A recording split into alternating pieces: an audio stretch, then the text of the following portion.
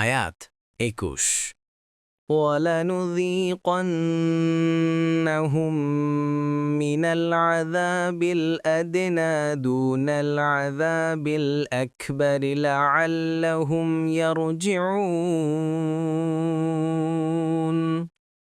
অনুবাদ আর অবশ্যই আমরা তাদেরকে মহাশাস্তির পূর্বে কিছু লঘু শাস্তি আস্বাদন করাব যাতে তারা ফিরে আসে।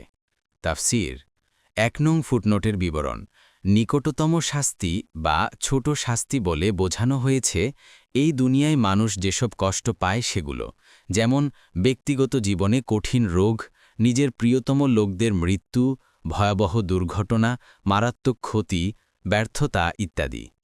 আর বৃহত্তর শাস্তি বা বড় শাস্তি বলতে আখিরাতের শাস্তি বোঝানো হয়েছে। কুফরি ও ফাসিকির অপরাধে এ শাস্তি দেয়া হবে। মুয়াস্সার